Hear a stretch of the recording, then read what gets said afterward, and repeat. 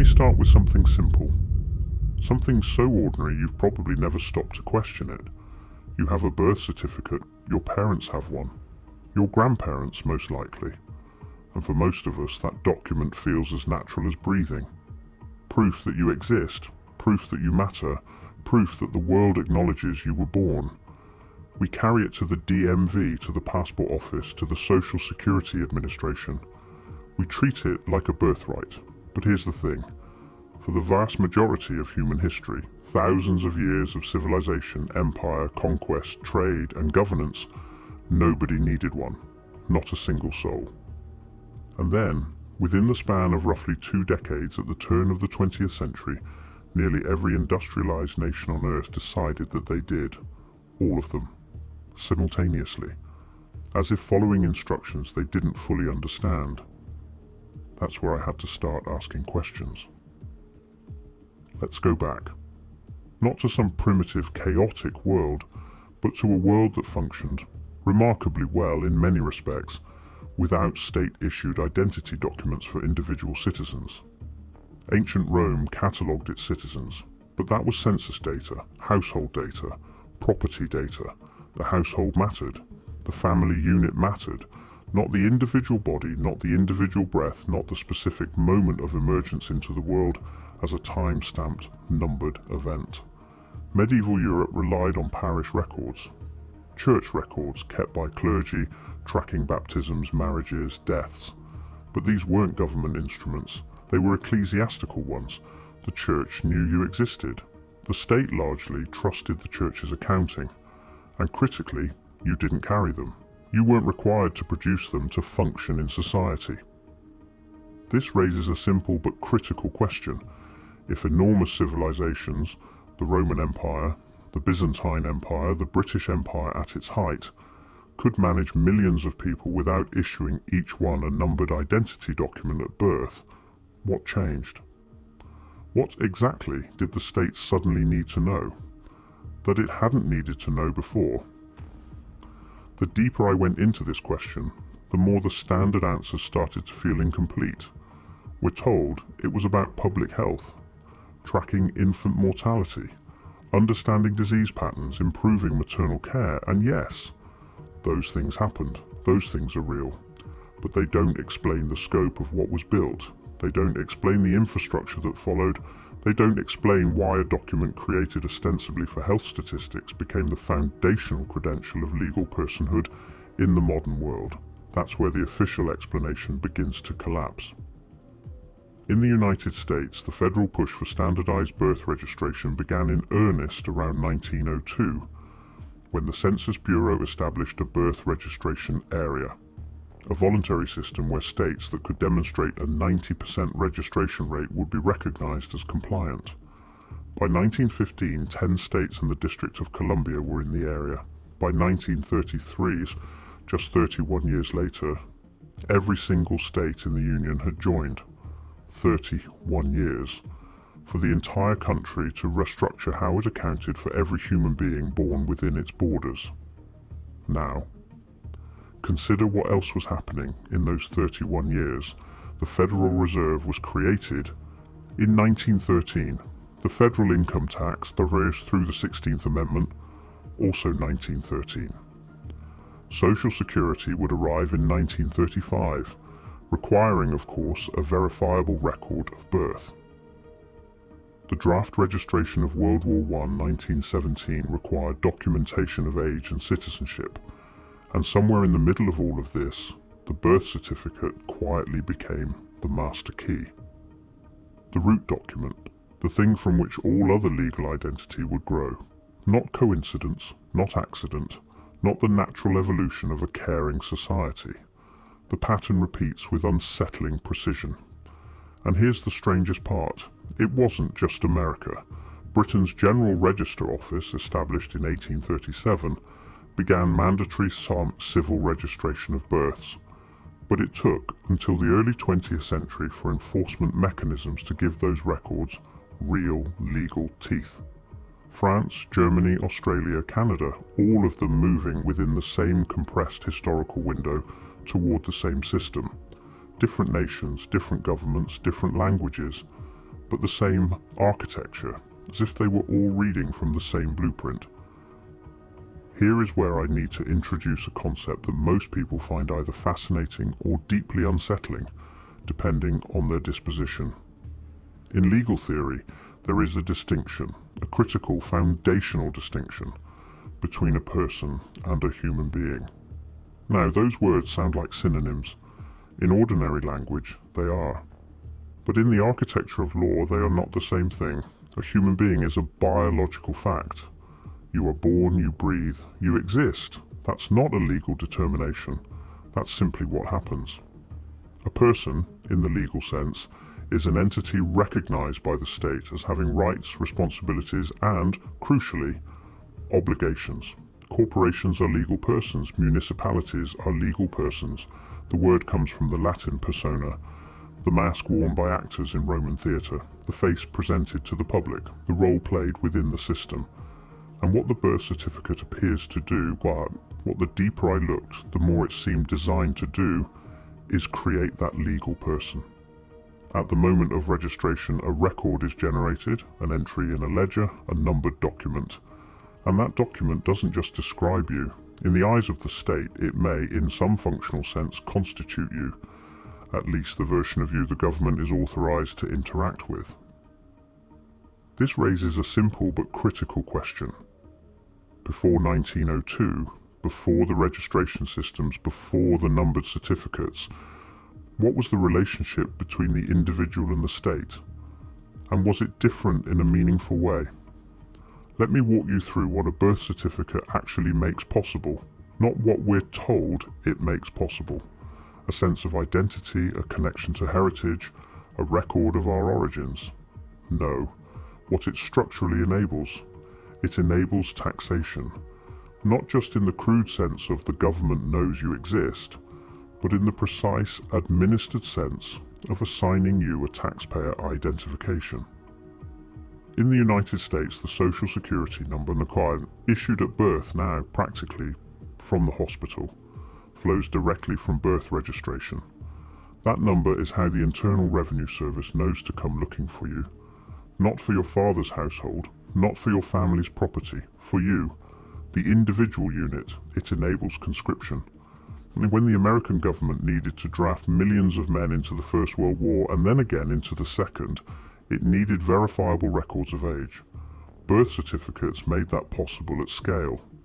You could not previously have managed that kind of mass mobilization with parish records scattered across private church archives in a dozen languages. It enables benefit administration, Social Security, Medicare, welfare systems, public education enrollment. Every single one of these systems is built on the foundation of the birth certificate as the initiating document. Before you can receive anything from the state, you must first be legible to the state. And legibility begins at birth registration. It enables tracking.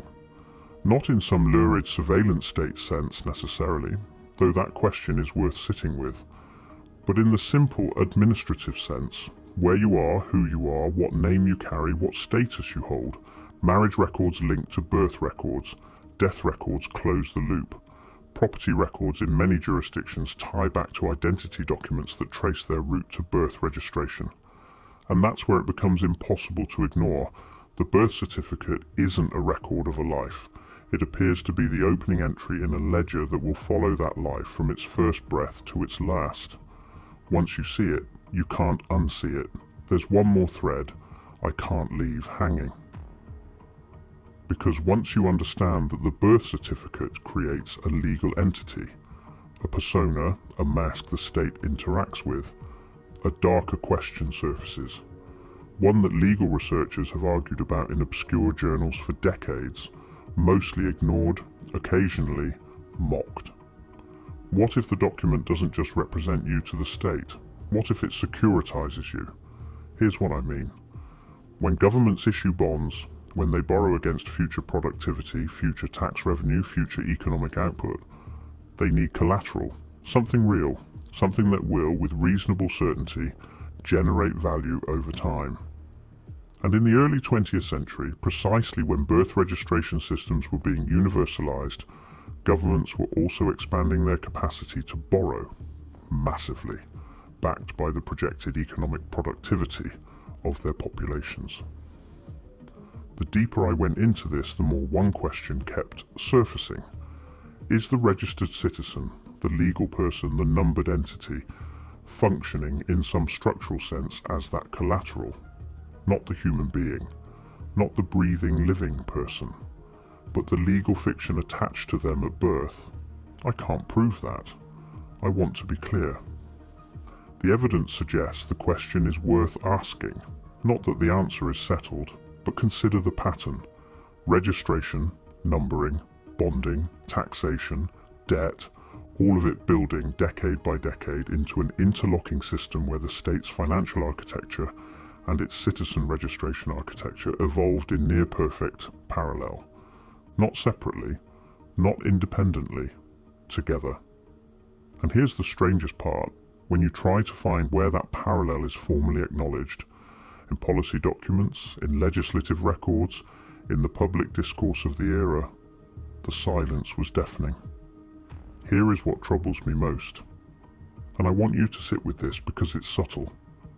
When systems this large are built, there is usually a visible transition period, a time when the old way and the new way coexist, when people debate the merits, when newspapers run editorials, when philosophers and lawyers and citizens argue about what it means to register a human life with the government as though it were a deed of property or a corporate filing.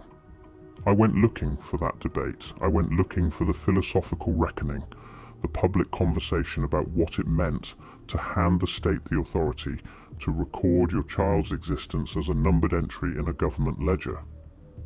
The silence was deafening. Not silence in the sense that nobody wrote about birth registration.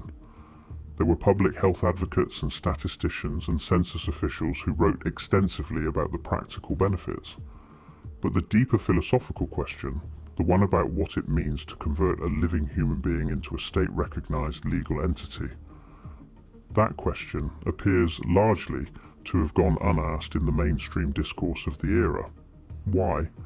Not why it was ignored by the public necessarily, but why did the architects of these systems not feel the need to justify this aspect of what they were building?